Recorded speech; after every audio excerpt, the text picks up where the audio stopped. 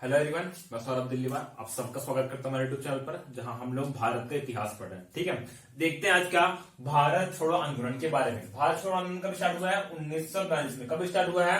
1942 में। हेडिंग डालिए भारत छोड़ो आंदोलन। ठीक है, स्टार्ट कब हुआ है? 1942 में। ठीक है, कुछ देर पहले हमने पढ़ा क्या क्रिप्स मिशन के प्रावधानों के बारे में। साथ ही साथ ये भी जाना है क्या कि भारतीय राष्ट्रीय कांग्रेस और मुस्लिम लीग इन दोनों दलों ने, इन दोनों संगठनों ने क्रिप्स मिशन को पूरी तरीके से अस्वीकार कर दिया, पूरी तरीके से अस्वीकार कर दिया गया। अब जैसे क्रिप्स मिशन नाकामयाब रहा है, तब गांधी जी ने एक प्रस्ताव प्रस्तुत किया है। गांधी जी ने एक प्रस्ताव प्रस्तुत किया है क्या कि भारत अंग्रेजों को तुरंत भारत छोड़कर वापस चले जाना चाहिए। गांधी जी ने एक प्रस्ताव प्रस्तुत किया गया है जिसमें अंग्रेजों को तुरंत भारत छोड़कर जाने को कहा गया है। गांधी जी अब स्वाधीनता के प्रश्न को बिल्कुल भी पोस्टपोन नहीं करना चाह रहे, बिल्कुल भी स्थगित नहीं करना चाह रहे। गांधी जी स्वाधीनता के प्रश्न को अब बिल्कुल भी स्थगित नहीं करना चाह रहे। इसी उन्होंने एक प्रस्ताव प्रस्तुत किया, इसमें अंग्रेजों को तुरंत भारत छोड़कर जाने को कहा गया है। गांधी जी अब तुरंत भारतीय जनता को क्या कर रहे हैं? असहयोग का प्रस्ताव दे रहे हैं, मतलब आह्वान कर रहे हैं कि वे सभी अंग्रेजी शासन के प्रति असहयोग की भावना जागृत करें और उनसे असहयोग करें ताकि अंग्रेजों को तुरंत भारत छोड़कर जाना पड़े। ठीक है, ध्यान देना, गांधी जी ने एक बार असहयोग आंदोलन शुरू किया था, बाद में सविनय अवज्ञा आंदोलन भी शुरू किया था, और ये किसी कारणों से पोस्टपोन हो गया था, पोस्टपोन मतलब स्थगित हो गया। किन्हीं कारणों से यह स्थगित हो गया था।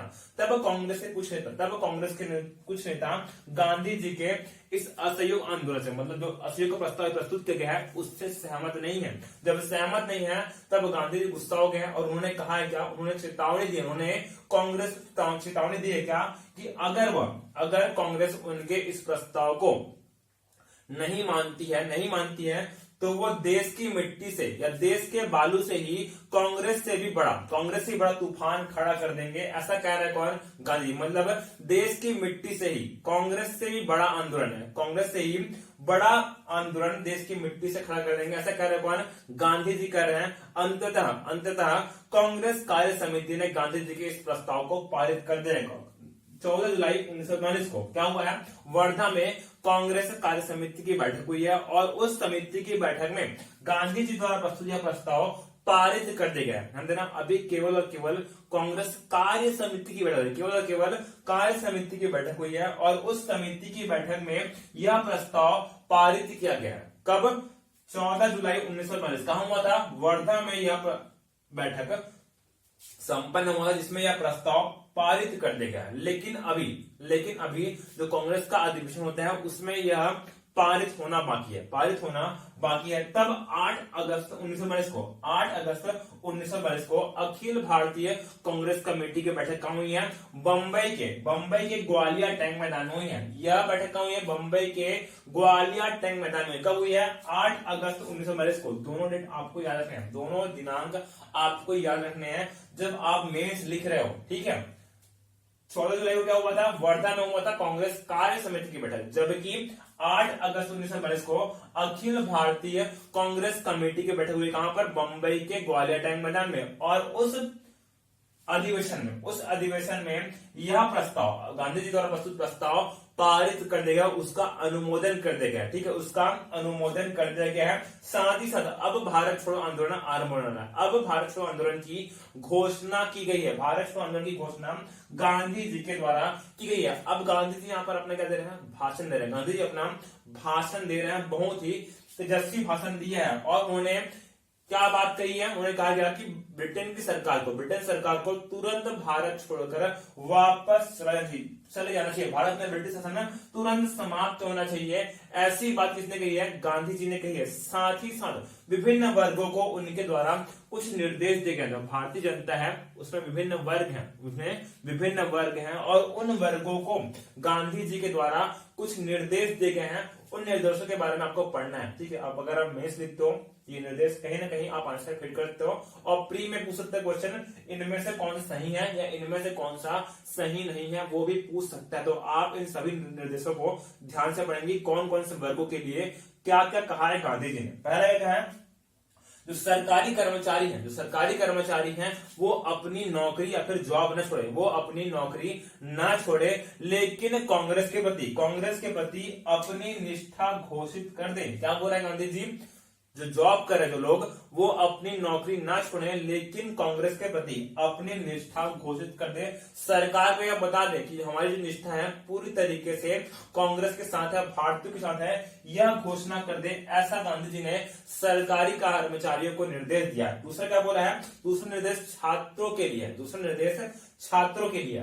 उस निर्देश में कहा गांधी जी ने कहा कि जो छात्र हैं अपनी पढ़ाई तभी छोड़ेंगे, छात्र जो है अपनी पढ़ाई तभी छोड़ेंगे जब भारत के आजाद होने तक वह अपने फैसले पर अडिग रह सके, केवल और केवल तभी अपनी पढ़ाई छोड़ना है जब अपने जो निर्णय है अपने निर्णय पर आप अडिग रह सको भारत की आजादी तक, तभी पढ़ाई छोड़ना है, वरना पढ़ते रहिए। ऐसा कहा किसने? गांधी जी ने कहा है। अब जो अगला निर्देश है वो देशी रियासतों के प्रमुख को दिया गया है। जो देशी रियासत के राजा महाराजा हैं उन्हें गांधी जी ने अगला निर्देश दिया। क्या? कि जो राजा महाराजा हैं वो अपनी जनता का सहयोग करें और अपनी प्रजा की संप्रभुता को स्वीकार करें। क्या बोला है? जो राजा महाराजा है वो सभी जनता का सहयोग करें और अपनी प्रजा की संप्रभुता को स्वीकार करें। ऐसा निर्देश देशी रियासतों के प्रमुखों को दिया। किसने? गांधी जी ने दिया है।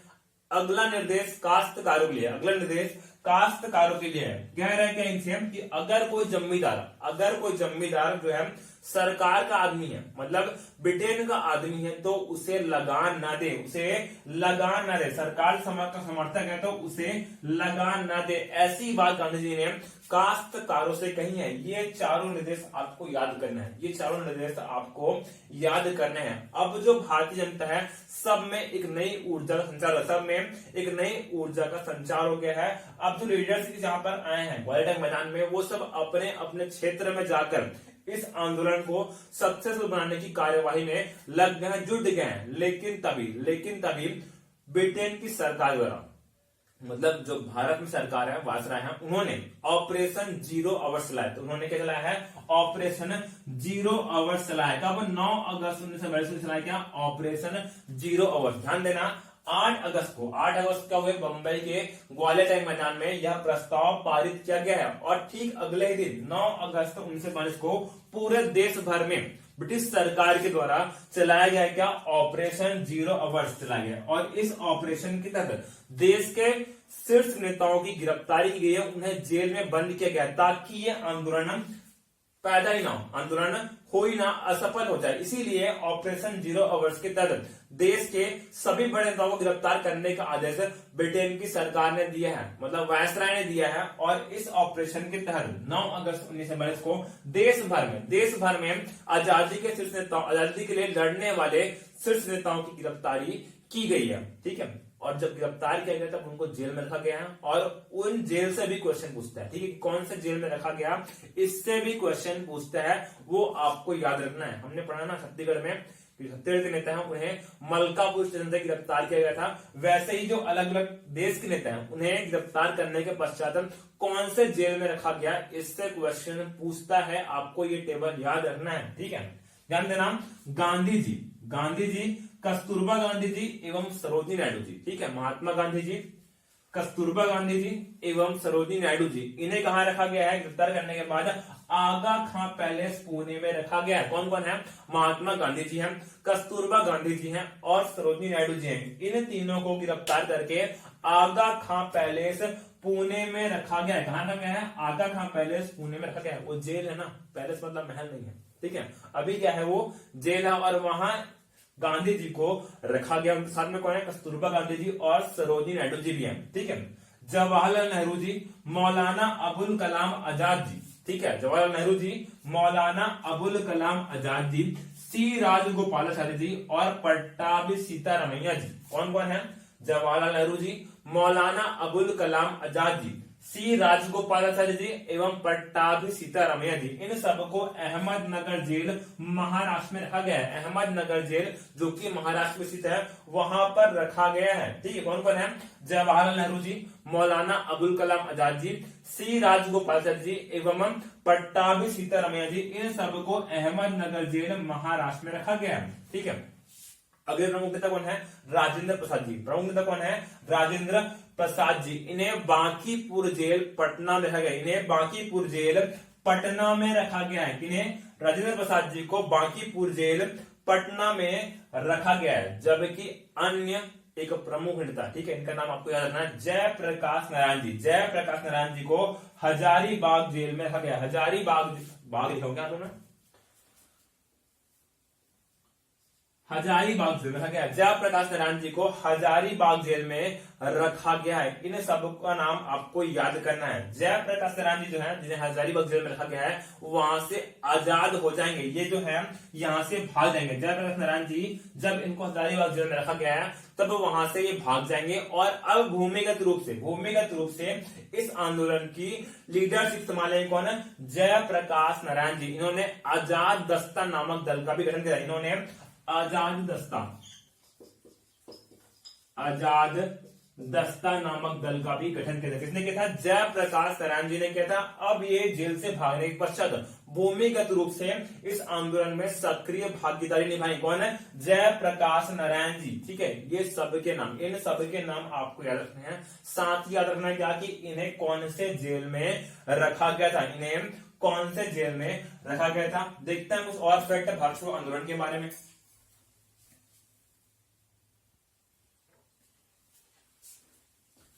ठीक है, इस भारत छोड़ो आंदोलन के दौरान ही कुछ लोग भूमिगत रूप से सक्रिय हैं, जबकि कुछ लोगों ने रेडियो का प्रसारण करके भारतीयों को मोटिवेट करने का प्रयास किया है ताकि वे आंदोलन से जुड़कर इस आंदोलन को सफल बना सके। इनके नाम भी पूछता है प्री के एग्जाम में, और मेन से भी आप इन सबको अपने आंसर में लिखकर अपने आंसर को परफेक्ट बना सकते हैं। देखते हैं उनके बारे में। कौन है? रेडियो प्रसारण में कार्य सबसे पहले उषा मेहता जी ने किया है। उषा मेहता जी ने सबसे पहले रेडियो पर प्रसारण किया था इस भारत छोड़ो आंदोलन के दौरान। नाम याद रखना है, नाम किनका है? उषा मेहता जी। इन्होंने सबसे पहले रेडियो पर प्रसारण किया है भारत छोड़ो आंदोलन के दौरान। ठीक है, देखते अगला नाम क्या है? राम मनोहर लोहिया जी। कौन है? राम मनोहर लोहिया जी, जो कि कांग्रेस रेडियो पर प्रसारण करते थे, जो कि कांग्रेस रेडियो पर बोलते थे। कौन? राम मनोहर लोहिया जी, जो कि कांग्रेस रेडियो पर बोलते थे। ठीक है, इन दोनों के नाम आपको याद रखना है। क्या क्या नाम है? उषा मेहता जी और राम मनोहर लोहिया जी। हमने पढ़ा क्या?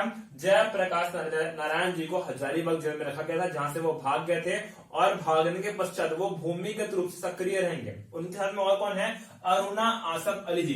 जयप्रकाश नारायण जी और अरुणा आसफ अली जी ये भारत छोड़ो आंदोलन के दौरान भूमिगत रूप से सक्रिय रहेंगे, भूमिगत रूप से सक्रिय थे। कौन कौन है? जयप्रकाश नारायण जी एवं अरुणा आसफ अली जी। अब देश के शीर्ष नेताओं की गिरफ्तारी के पश्चात भी जो आंदोलन है पूरे देश भर में फैल गया, पूरे देश भर में फैल गया है, और बिना किसी ही नेता के जो जनमानस है वो अब एकजुट होकर अपने आप स्वस्फूर्त रूप से इस आंदोलन में पार्टिसिपेट कर रहा है, जिसने ब्रिटिश शासन की नींव हिलाकर रख दी है। कोई भी लीडर नहीं है, लेकिन फिर भी जनता में ऐसा उत्साह है, भारत की आजादी के लिए सब में इतनी भावना है कि सब खुद से आकर ही इस भारत छोड़ो आंदोलन में पार्टिसिपेट करते हैं। और सरकार घबरा गई है।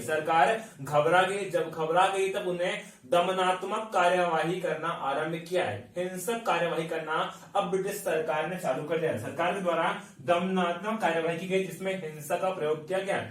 जब ब्रिटिश सरकार के द्वारा हिंसा की गई तब भारतीय भी आक्रोशित हो गए हैं, और भारतीयों द्वारा भी हिंसा की गई है। भारतीयों द्वारा भी इस आंदोलन में हिंसा की गई है। जब बाद में गांधी जी को कहा गया कि आप इस हिंसा पर टिप्पणी कीजिए, तब गांधी जी ने भारतीयों द्वारा की गई हिंसा की आलोचना करने से इनकार कर दिया। भारतीयों द्वारा की गई हिंसा की आलोचना करने से इनकार कर दिया।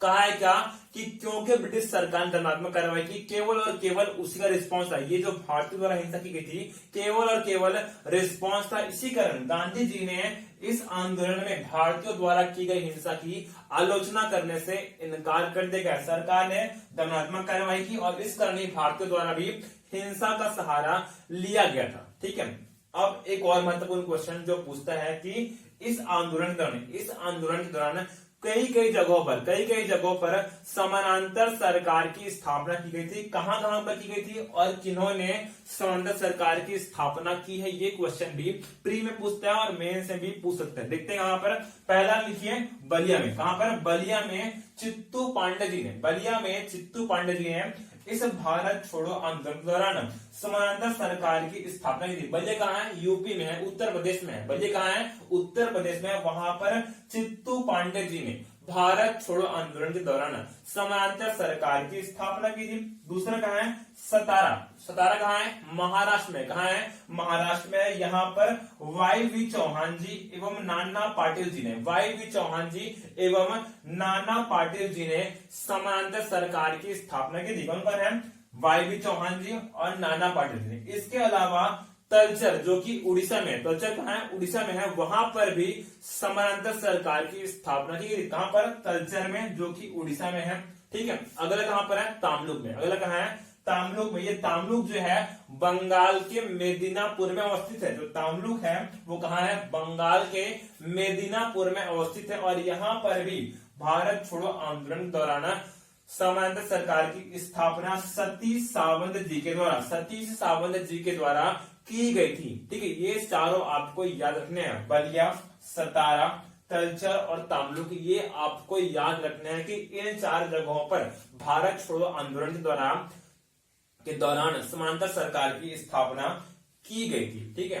एक नोट नंबर 1 कि समाजवादी दल, हिंदू महासभा, मुस्लिम लीग, भीमराव अंबेडकर जी एवं तेज बहादुर सप्रू जी ने, ठीक है, इस भारत छोड़ो आंदोलन का विरोध किया। विरोध नहीं बोलना चाहिए, इस आंदोलन में पार्टिसिपेट नहीं किया, इन्होंने बहिष्कार किया। समाजवादी दल, हिंदू महासभा, मुस्लिम लीग, भीमराव अंबेडकर जी एवं तेज बहादुर सप्रू जी ने इस भारत छोड़ो आंदोलन का बहिष्कार किया। उन्होंने इस आंदोलन में पार्टिसिपेट नहीं किया था। ठीक, क्लियर है? खत्म होता है आपका क्या? भारत छोड़ो आंदोलन अब आपका समाप्त होता है। अब देखते हैं बेवेल योजना के बारे में। डालिए हेडिंग बेवेल योजना 1945। डालिए हेडिंग बेवेल योजना 1945। ध्यान देना, अभी भी जो सेकंड वर्ल्ड वॉर है वो खत्म नहीं हुआ है। अभी द्वितीय विश्व युद्ध खत्म नहीं हुआ है। इनके समय जब भारत के वास्तव विभिन्न है, इसी ईयर में ही सेकंड वर्ल्ड वॉर खत्म होगा। लेकिन जब योजना प्रस्तुत की गई है उस समय जो सेकंड वर्ल्ड वॉर है वो खत्म नहीं हुआ। जब खत्म नहीं हुआ है, खत्म जो हुआ है अचानक से हुआ। ठीक है। जब परमाणु बम गिरा दिया गया तब मजबूरी में जापान ने सरेंडर किया है और तब जाकर सेकंड वर्ल्ड वॉर खत्म हुआ है। अचानक से ही खत्म हुआ है। ठीक है। तो ये बेवेल को बिल्कुल भी आइडिया नहीं था कि इस ईयर में युद्ध समाप्त हो जाएगा। ठीक है। उनको लग रहा है कि युद्ध लंबा चलने वाला है और इसी कारण भारत में जो तनावपूर्ण स्थिति है उसे कंट्रोल करने के लिए, साथ ही साथ सेकंड वर्ल्ड वॉर में भारतीयों का सहयोग पाने के लिए वायसराय लॉर्ड वेवेल ने एक योजना प्रस्तुत की है। कब? 14 जून 1945 को। कब प्रस्तुत किया है? 14 जून 1945 को उन्होंने एक योजना प्रस्तुत की है। इसी को क्या बोला गया है? बेवेल योजना बोला गया। क्या बोला गया है? बेवेल योजना कहा गया है, क्योंकि ये लॉर्ड वेवेल के द्वारा प्रस्तुत की गई है। अब देखते हैं इस बेवेल योजना के प्रावधान कौन कौन से है। पहला पॉइंट क्या है? केंद्र में नई कार्यकारिणी परिषद का गठन किया जाएगा। बेवेल क्या कह रहे हैं कि केंद्र में एक नई कार्यकारिणी परिषद का गठन किया जाएगा, जिसमें वायसराय एवं कमांडर इन चीफ को छोड़कर सभी सदस्य भारतीय होंगे। ऐसी घोषणा ने कर दिया क्या कि केंद्र में नई कार्यकारिणी बनेगी और वायसराय एवं कमांडर इन चीफ को छोड़कर सभी सदस्य क्या होंगे? भारतीय होंगे। साथ ही साथ जो केंद्र में मंत्रिपरिषद है, जब विभाग बने, केंद्र जो विभाग बनेगा उसमें रक्षा एवं विदेश विभाग को छोड़कर सभी विभाग भारतीयों को मिलेंगे, सभी विभाग भारतीयों को दिए जाएंगे। ये घोषणा भी लॉर्ड बेवेल के द्वारा की गई है। ठीक है। तीसरा पॉइंट क्या बोला गया है? जो कार्यकारिणी परिषद बनेगी उसमें 40% स्थान मुसलमानों के लिए आरक्षित किए जाएंगे। 40% स्थान मुस्लिमों के लिए आरक्षित किए जाएंगे। ये बात कही है किसके द्वारा? लॉर्ड बेवेल के द्वारा। ठीक है। और चौथा पॉइंट क्या बोला गया कि युद्ध समाप्ति के पश्चात यही कार्यकारिणी परिषद संविधान सभा का गठन करेगी। मतलब यही लोग चुनेंगे, जो कार्यकारी परिषद मेंबर है वही संविधान सभा का गठन करेंगे। ऐसी बात बेवेल योजना में कही गई है। अब ध्यान देना, कांग्रेस को भी और मुस्लिम लीग को भी योजना थोड़ी बहुत पसंद आ गई है।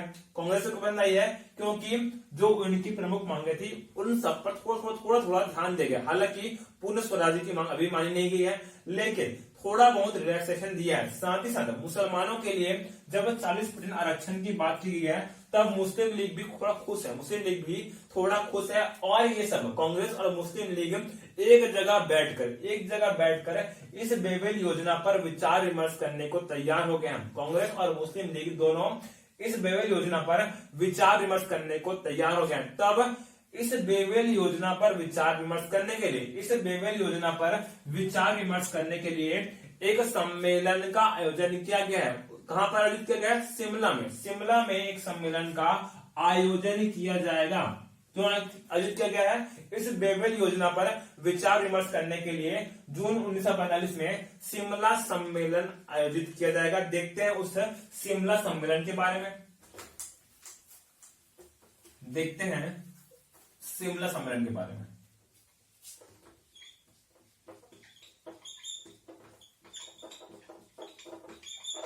कब हुआ ये? 1945 में। कब हुआ है? 1945 में शिमला सम्मेलन आयोजित किया गया। कब? जून के महीने में शिमला सम्मेलन आयोजित किया गया है इस बेवेल योजना पर विचार विमर्श के लिए।